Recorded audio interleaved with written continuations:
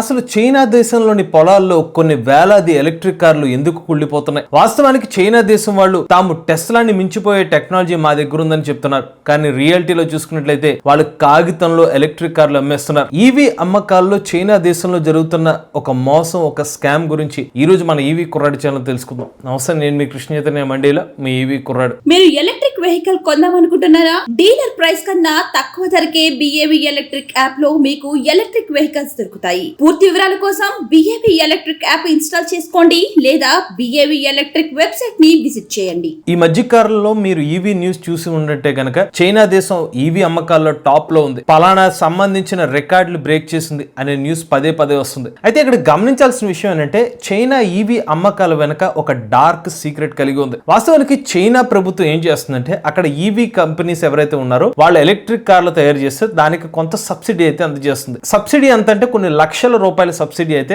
ఆ కార్ల కంపెనీలకు అందజేస్తుంది. సో ఇప్పుడు కంపెనీలు ఏం చేయాలి? వాళ్ళ ఇన్వెస్టర్ ని పట్టుకోవాలి. ఇనీషియల్ గా వాళ్ళ కంపెనీని మార్కెట్ లో తీసుకురావాలంటే ముందు సేల్స్ బాగా చూపించాలి. సో ఈ సేల్స్ పెంచుకోవడం కోసం కొన్ని కంపెనీస్ కొన్ని డార్క్ గేమ్స్ వాడుతున్నాయి అనమాట. వాస్తవ మార్కెట్ లో ఏం జరుగుతుందంటే కస్టమర్లు అసలు నిజానికి ఆ ఎలక్ట్రిక్ కార్లను కొనట్లేదు. ఎందుకంటే ఎలక్ట్రిక్ కార్లు తక్కువ క్వాలిటీ కలిగి ఉన్నాయి, కొన్ని ఇబ్బందులు కూడా కనిపిస్తున్నాయి అనమాట. ఇక్కడ రియాలిటీ ఏం జరుగుతుందంటే కంపెనీ వాళ్ళు ఎవరైతే ఎలక్ట్రిక్ కార్లను తయారు చేస్తున్నారో తాము తయారు చేసిన ఎలక్ట్రిక్ కార్ని తామే కొనుక్కుంటున్నారు. వినడానికే విడ్డూరంగా ఉన్న ఇదే నిజమండి. ఇక్కడ ఏం జరుగుతుందంటే వాళ్ళే ఒక నెంబర్ ప్లేట్ క్రియేట్ చేసుకుంటున్నారు, వాళ్ళే ఎలక్ట్రిక్ వెహికల్ అమ్మేమని చెప్తున్నారు, ఫైనల్ గా దాన్ని రిజిస్టర్ చేసుకుంటున్నారు. ఎందుకంటే సబ్సిడీ కోసం. మరింత డీటెయిల్ గా ఈ స్టోరీలోకి వెళ్తే గనక ఈ మధ్య కాలంలో చైనాలో చాలా పొలాల్లో ఇక్కడ ఎలక్ట్రిక్ కార్లు అయితే కనిపిస్తూ ఉంటున్నాయి అనమాట. ఆ ఎలక్ట్రిక్ కార్లు ఎలాంటి పరిస్థితుల్లో ఉన్నాయంటే ఆ ఎలక్ట్రిక్ కార్ కి నెంబర్ ప్లేట్ ఉంటుంది, రిజిస్ట్రేషన్ అంతా జరిగి ఉంటుంది, కాకపోతే కార్ లోపల నుంచి మొక్కలు మొలుస్తూ ఉంటాయి అనమాట. సో ఇక్కడ ఏంటంటే కొన్ని ఎలక్ట్రిక్ కార్లని ఎవరు వాడకుండా ఇలా పొలాల్లో కానీ కొన్ని నిర్మానుష్య ప్రదేశాల్లో వదిలేసి వెళ్తున్నారన్నమాట.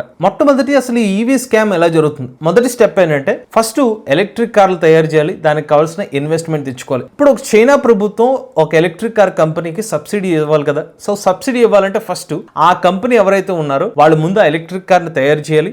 అలా తయారు చేయాలంటే ఫస్ట్ వీళ్ళు ఇన్వెస్ట్మెంట్ తెచ్చుకోవాలి. ఇన్వెస్ట్మెంట్ తెచ్చుకున్న తర్వాత ఒక సేల్ అయితే మెయింటైన్ చేయాల్సిన పరిస్థితి ఉంటుంది. సో ఫస్ట్ వీళ్ళు ఏం చేస్తున్నారంటే ఇన్వెస్ట్మెంట్ కోసం కొన్ని సేల్స్ ఫిగర్ ని ఫేక్ గా క్రియేట్ చేస్తున్నారు. క్రియేట్ చేసిన ఫేక్ సేల్స్ రిపోర్ట్ ద్వారా ఇన్వెస్టర్లని ఆకట్టుకుంటున్నారు. ఈ ప్రాసెస్ ఎలా జరుగుతుందంటే ఆ కంపెనీలో ఎంప్లాయీస్ ఎవరైతే ఉంటారో కొన్నిసార్లు వాళ్ళ బంధువులు ఎవరైతే ఉంటారో వాళ్ళ పేర్ల మీద ఈ ఎలక్ట్రిక్ కార్ ని కొన్నట్టుగా ఒక రిజిస్ట్రేషన్ కింద చేయించుకోవడం, దాన్ని రిజిస్టర్ చేసేసి ఓకే మా ఎలక్ట్రిక్ కార్ రిజిస్టర్ అయిపోయిందని చెప్తున్నారు. ఇక్కడ రిజిస్ట్రేషన్ ప్రాసెస్ జరగాలంటే ఏం చేయాలి? ఒక కంపెనీకి డబ్బులు చెల్లిస్తే ఫుల్ పేమెంట్ చేస్తే వాళ్ళు రిజిస్టర్ చేస్తారు. వాస్తవానికి జరిగే ప్రాసెస్. బట్ వీళ్ళ కంపెనీ వాళ్ళు ఇలా ఫ్రాడ్ చేస్తున్నారు కాబట్టి వాళ్ళు డబ్బులు ఇచ్చినా ఇవ్వకపోయినా రిజిస్టర్ అయిపోయింది మేము కొనేసాం అన్నట్టుగా ఫేక్ ఇన్వాయిస్ జనరేట్ చేసి ఒక ఎలక్ట్రిక్ కార్ అమ్మేస్తున్నారు. మూడవది సేమ్ సీన్ రిపీట్. ఇదే సీన్ ని ఆ కంపెనీలో పదే పదే రిపీట్ చేస్తున్నారు. ఎక్స్ అనే ఒక కంపెనీ వాళ్ళు ఇలాగా ఫేక్ ఇన్వెస్ట్మెంట్ చూపించుకోవడం కోసం ఇలా ఫేక్ సేల్స్ రిపోర్ట్ ని క్రియేట్ చేయడం, ఆ తర్వాత ఎలక్ట్రిక్ కార్లని వేరే వాళ్ళ ఎంప్లాయీస్ తో అదే ఎలక్ట్రిక్ కార్ కొన్నట్టుగా చూపించడం, దాని ద్వారా సేల్ అయినట్టుగా చూపించడం, ఇదే స్టోరీని మళ్ళీ రీక్రియేట్ చేసి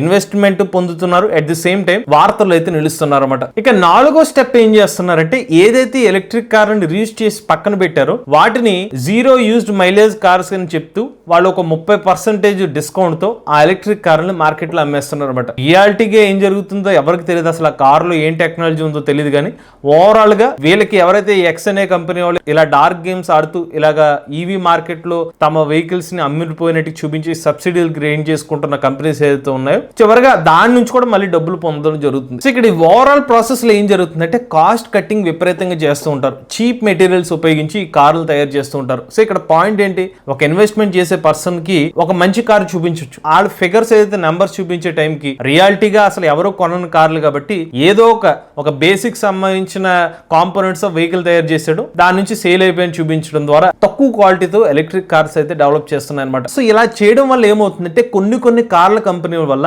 ఎయిర్ బ్యాగ్స్ లాంటివి ఓపెన్ అవ్వకపోవడం, కొన్నిసార్లు ఫైర్ ఇన్సిడెంట్ జరగడం కానివ్వండి, ఏదైనా ఒక యాక్సిడెంట్ జరిగితే ఆ కార్ మొత్తం ఇరిగిపోవడం కానివ్వండి, చిన్న క్రాష్ జరిగినా కూడా ఇలాంటివి జరుగుతున్న సందర్భాలు అనేది పెరుగుతూ వస్తున్నాయి అనమాట. అయితే దీని వల్ల ఎన్విరాన్మెంట్ కూడా ఏమైనా ఇబ్బంది ఉందా అంటే గనక ఇక్కడ ఏం జరుగుతుంది? మెజారిటీ ఇలాంటి ఎలక్ట్రిక్ కార్లు ఏదైతే ఉన్నాయో కొన్ని పొలాల దగ్గర అక్కడ వదిలేసి వెళ్ళడం వల్ల వాతావరణానికి కూడా అంటే ఆ పర్యావరణానికి కూడా ఇబ్బంది జరుగుతుంది అనమాట. సో ఎక్కువగా మనకి ఎలక్ట్రిక్ కార్ లో ఈ పొల్యూషన్ కాజింగ్ ఎలిమెంట్ అంటే లిథియం అయన్ బ్యాటరీ ప్యాక్ ఏదైతే ఉంటుందో దాన్ని దాన్ని సరైన పద్ధతిలో రీసైక్లింగ్ చేయకపోతే అది ఒక పొల్యూషన్ లో తయారవుతుంది అనమాట. అది స్పెసిఫిక్ గా 90 to 95% వరకు రీసైక్లింగ్ అయిపోయే బ్యాటరీ ప్యాక్ అనమాట. బట్ దాన్ని అలాగే వదిలేస్తే కనుక అది రీసైకిల్ అవ్వకుండా అక్కడ ఉన్న సాయిల్ ని దెబ్బతీసే అవకాశం ఉంటుంది. అక్కడ ఉన్న వాటర్, ఒకవేళ వాటర్ లాంటిది ఉంటే దాన్ని కూడా దెబ్బతీసే విధంగా అయితే ఉంటుంది. ఇలా పర్యావరణానికి కూడా హాని కలిగించేలా చేస్తున్నాయి. ఇంకా ఎకనామిక్ ఇంపాక్ట్ పరంగా చూసుకున్నట్లయితే ఆ చైనా ప్రభుత్వం మీద కూడా ఇలా కొన్ని ఫేక్ కంపెనీస్ ఏదైతే ఇలాగ ఫేక్ సేల్స్ ని క్రియేట్ చేస్తున్నారో ఈవెన్ ఆ వాళ్ళ ప్రభుత్వం మీద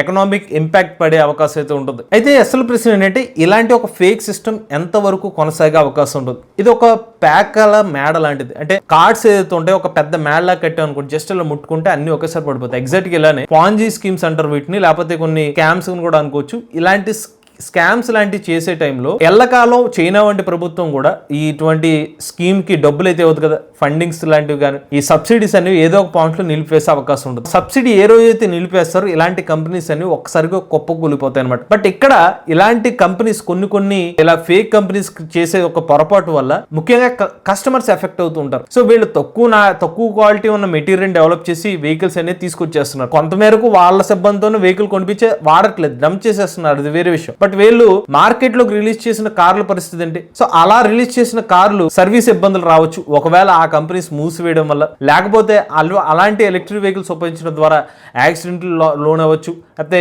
టెక్నాలజీ పరంగా ఏమైనా ఇబ్బందులు వస్తే మళ్ళీ ఆ కస్టమర్స్ ఇబ్బంది పడవచ్చు. ఇదంతా గమనించిన తర్వాత మీలో చాలా మందికి ఒకటి క్లారిటీ వచ్చే ఉంటుంది అనమాట. సో చాలా వరకు చైనా దేశం ఈవీ రంగంలో ముందుకెళ్ళిపోయింది, ఇంకా వేరే వాళ్ళు ఎవరు కాంపిటేటర్ లేరు అనే దాంట్లో మరొకసారి ప్రశ్న వేసుకోవాలా అనే ఒక పరిస్థితి ఏర్పడుతుంది. ఒకటైతే మనం ఖచ్చితంగా అప్రిషియేట్ చేయాల్సిందంటే చైనా వాళ్ళు ఈవీ రంగంలో మన భారతదేశం కన్నా ఒక 5-6 సంవత్సరాలు ముందుగానే ఉన్నారు. ఎప్పుడో lead acid battery pack technology వచ్చింది, ఈ రోజుకి మన భారతదేశంలో lead acid battery pack vehicles వాడుతున్నాం. వాళ్ళు లిథియం అయాన్ బ్యాటరీ ప్యాక్ ఎప్పుడో వెళ్ళిపోయారు. మన ఇప్పటికి ఈ లిథియం అయాన్ బ్యాటరీ ప్యాక్స్ ఏదైతే ఉన్నాయో చైనా నుంచి ఇంపోర్ట్ చేసుకుని ఇక్కడ మన ఎలక్ట్రిక్ వెహికల్స్ అయితే ఉపయోగిస్తూ ఉంటాం. వాళ్ళు ఎప్పుడు కూడా కొత్త ఒక టెక్నాలజీ, మనకి sodium ion battery pack technology అని, లేకపోతే ఒక 20 నిమిషాల్లో ఛార్జ్ అయిపోయే బ్యాటరీ ప్యాక్ టెక్నాలజీ, 5 నిమిషాల్లో ఛార్జ్ అయిపోయే బ్యాటరీ టెక్నాలజీ, ఇలా కొత్త టెక్నాలజీని ఇంప్లిమెంట్ చేసుకుంటూ వెళ్తున్న పరిస్థితి. సో మనం కొంచెం లేట్లో ఉన్నాం. సో దాన్ని మ్యాచ్ చేయాలి అనేది మాత్రం కొంచెం లేట్ అయ్యే అవకాశం ఉంటుంది. ఆ విషయంలో టెక్నాలజీ పరంగా ముందు వెళ్ళారు కానీ, but at the same time ఇక్కడ స్కాములు కూడా గట్టిగానే జరుగుతున్నాయి. కాంపిటీషన్ రంగంలో వేరే దేశాలని మించి